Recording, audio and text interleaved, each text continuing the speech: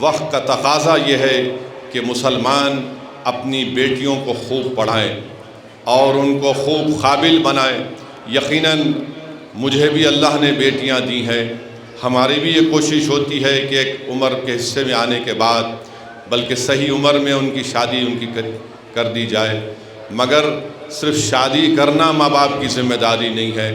ماں باپ کی ذمہ داری یہ بھی ہوتی ہے کہ وہ اپنی بیٹیوں کو قابل بنائے، نیک بنائے، اور وہ گھر میں ایک اچھی مثال بچیوں کے سامنے رکھیں تاکہ بچیوں میں خود اعتمادی پیدا ہو سکے،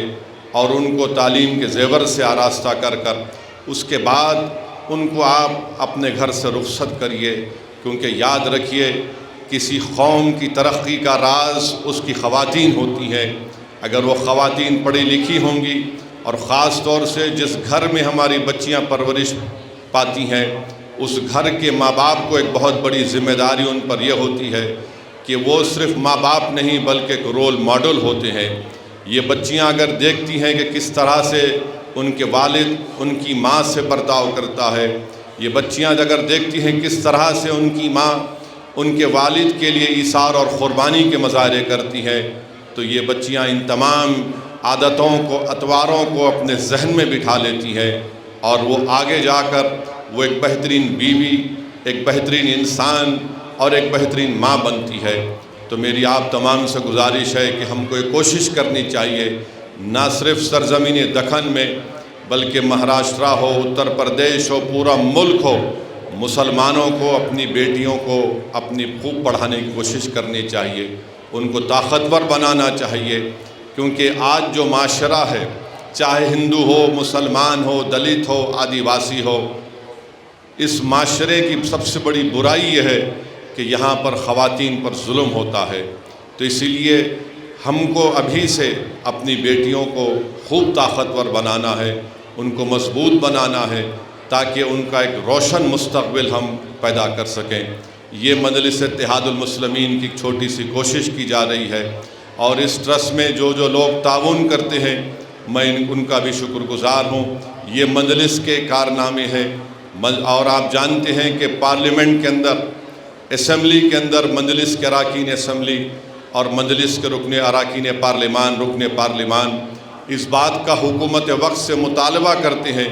کہ مسلمانوں کی تعلیم کے لیے حکومت زیادہ سے زیادہ پیسے مختص کرے اور اس کا استعمال عمل میں لائے۔ جیسا کہ پچھلے پارلیمنٹ کے سیشن میں فائنانس بجٹ کے اوپر میری تقریر میں نے اس بات کو دہرایا کہ آج بھارت میں اقلیتوں میں، خاص طور سے مسلمانوں میں، سب سے الٹریسی اگر سب سے زیادہ ہے ناخوانگی تو مسلم خواتین میں ہے، اور اس ناخوانگی کو دور کرنے کے لیے حکومت سے ہم نے، مودی حکومت سے مطالبہ کیا تھا کہ وہ جو پری میٹرک کی اسکالرشپ بی جے پی نے ایک منصوبہ بند طریقے سے اس پری میٹرک اسکالرشپ کو کلاس 9 اور 10 سے کر دیا، جبکہ پہلے وہ پرائمری اسکول سے شروع ہوتی تھی۔ دنیا جانتی ہے، تعلیم کے ماہرین یہ اپنی رپورٹس میں کہہ چکے ہیں کہ مسلمانوں میں drop out rate primary school سے شروع ہوتا ہے۔ کیوں شروع ہوتا ہے؟ کیونکہ ان کے ماں باپ کے پاس اتنے پیسے نہیں ہوتے کہ وہ اپنی اولاد کو،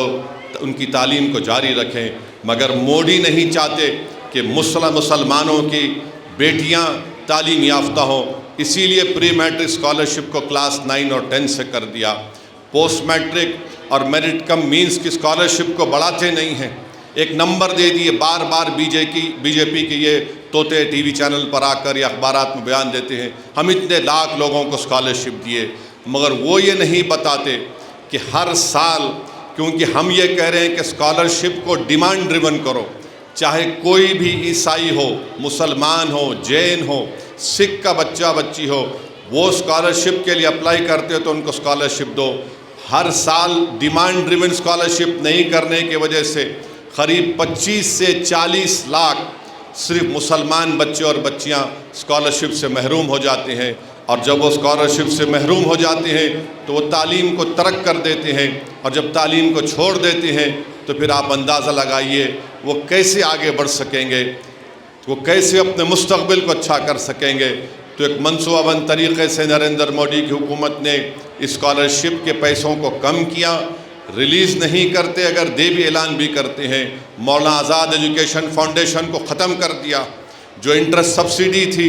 جو اقلیتوں کے بچے باہر جا کر پڑھتے تھے، اس کو ختم کر دیا۔ ایک ایسی حکومت ہے جو بھارت میں مسلمانوں کو ہر طریقے سے ان کو کونے میں کرنا چاہتی ہے، ان کو دبانا چاہتی ہے، ان کے ترقی کے مواقعوں کو ختم کرنا چاہتی ہے۔ B J P R S S اس ملک میں نہیں چاہتی کہ مسلمان طاقتور بنے، چاہے تعلیم کے اعتبار سے ہوں یا پھر معاشی اعتبار سے ہوں، اور ہر طریقے سے ہمارے سامنے کئی چیلنجز ہیں۔ تو میں ان معصوم طلباء اور طالبات سے اپیل کر رہا ہوں کہ قوم کا مستقبل، ہندوستان کا مستقبل، بھارت کا مستقبل آپ کے ہاتھ میں ہے۔ آپ کو میں یہ سب باتیں اس لیے نہیں کہہ رہا ہوں کہ آپ اپنے حوصلوں کو بس کر لیں۔ میری بیٹیوں اور میرے بیٹوں، ہمت کو بلند رکھو، حوصلوں کو بلند رکھو۔ جس بے باکی کے ساتھ تمہاری جماعت نے برسوں سے ان ظالم حکمرانوں سے مقابلہ کر کے ملت مظلومہ کے انصاف کی لڑائی لڑ رہی ہے، آپ کو بھی اسی طرح بے باکی سے اپنے حق کے لیے لڑنا ہے، اور آپ کو ملک کو طاقتور بنانا ہے، مسلمانوں کو اور ترقی کی راہوں پر آپ کو لے کر جانا ہے۔ مستقبل کی قیادت آپ تمام لوگ کریں گے۔ تو میری آپ سے گزارش ہے، آپ کے ماں باپ سے، آپ کے ذمہ داروں سے، کہ خوب اپنی اولاد کو تعلیم یافتہ بنائیں۔ اگر وہ پرائیویٹ سکول میں پڑھا رہے ہیں تو پڑھائیے، مگر کوشش یہ کریے کہ ان کی تعلیم ترک نہ ہو، وہ برابر اپنی 10th کو 10ویں جماعت مکمل کریں، 11th اور 12th انٹر کو مکمل کریں، گریجویشن کریں، اور اس کے بعد اگر انٹر کے بعد وہ کوئی پروفیشنل کورس کرنا چاہتے ہیں تو میری آپ سے گزارش ہے کہ آپ آگے بڑھیے۔ اگر کسی جگہ پر آپ کو مشکلات پیش آتی ہیں تو دارالسلام آپ کے لیے ہمیشہ ہے اور رہے گا۔ یہ آپ کا مرکز سیاسی تھا اور رہے گا۔ اس میں ہمارے بزرگوں نے اپنے خون پسینے سے اس دارالسلام کو مضبوط کیا ہے، اور انشاءاللہ تعالی یہ دارالسلام صبح قیامت تک آباد رہے گا، مجلس رہے گی، اور طاقت کے ساتھ، بلکہ نہ صرف سرزمین دکن بلکہ ہندوستان کے کونے کونے میں انشاءاللہ تعالی اس طرح کے دارالسلام بنیں گے، اس طرح کے فنکشنز ہوں گے جہاں پر غریب ملت مظلومہ کے بچی اور بچیوں کو ان کی تعلیم کا انتظام کیا جائے گا۔ یہی مجلس کا خواب ہے، یہی ہماری زندگی کا مقصد ہے۔ ہم یہی چاہتے ہیں کہ آج آپ طاقتور بنیں۔ مخالفین مجلس کو عوام نے ایک بہت زبردست شکست دی، بی جے پی اور ان کے ساتھ ایک چھوٹی بی جے پی کو اور منافقین کو، اور ان تمام مخالفین کو پارلیمنٹ کے الیکشن میں آپ تمام نے اپنے اتحاد کی طاقت کی بنیاد پر ان کو شکست دیا، اور وہ آج پریشان ہیں، فرسٹریشن ہیں، ان کو سمجھ میں نہیں آ رہا کہ کس طرح مجلس سے مقابلہ کیا جائے۔ دنیا دیکھ رہی ہے کہ پارلیمنٹ میں اگر کسی کی آواز ہے تو آپ کے ووٹوں سے منتخب شدہ نمائندے کی آواز پورے ملک میں گونجتی ہے۔ تلنگانہ کے ایوان اسمبلی میں اگر کوئی ایوان اسمبلی میں مدلل تقاریر کے ذریعے حکومتوں کو مجبور کرتے ہیں تو مجلس اتحاد المسلمین کے اراکین اسمبلی ہیں۔ آج آپ دیکھتے ہیں کہ سرزمین حیدرآباد میں مجلس کی اس کامیاب کوششوں کی وجہ سے آج ہمارا ایک منفرد مقام پورے ملک میں ہے، اور اسی لیے مخالفین مجلس کو مجلس اتحاد المسلمین سے نفرت ہے، کیونکہ مخالفین مجلس اتحاد المسلمین صرف اتنا کر سکتے ہیں کہ فیس بک پر یا یوٹیوب کے چینل پر ایک 4-5 منٹ کی اپنی گندی بکواس، اناب شناب، جھوٹ بک کر وہ اپنے ذہنی فرسٹریشن کا اظہار کرتے ہیں، مگر ان میں اتنی ہمت نہیں ہے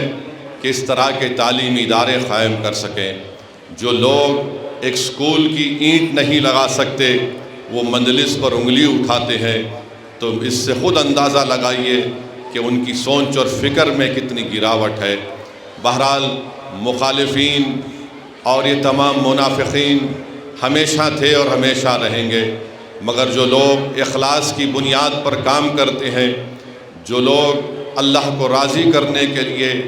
اور جو جماعت، جو لوگ ان کو ووٹ ڈالتے ہیں ان کو کچھ واپس دینے کا کام کرتی ہے، تو وہ صرف اور صرف مجلس اتحاد المسلمین ہے۔ اور مجھے امید ہے کہ انشاءاللہ تعالی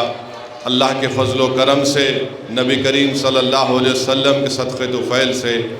ہم اس اسکیم کو اور آگے لے کے جائیں گے تاکہ غریب خاندان کے بچے اور بچیاں اس سے استفادہ حاصل کر سکیں۔ آج آپ دیکھتی ہیں، میں ان طلباء اور طالبات سے بھی کہنا چاہ رہا ہوں، ہمیشہ کی طرح میں پھر سے ہماری بیٹیوں کے اور ان بچیوں کے والدین سے، ان کے ذمہ داروں سے اپیل کر رہا ہوں کہ میری آپ تمام سے گزارش ہے کہ اپنی جماعت سے بھی وابستہ رہیے اور اس کو مضبوط کرتے رہیے۔ وآخر دعوانا الحمدللہ رب العالمین۔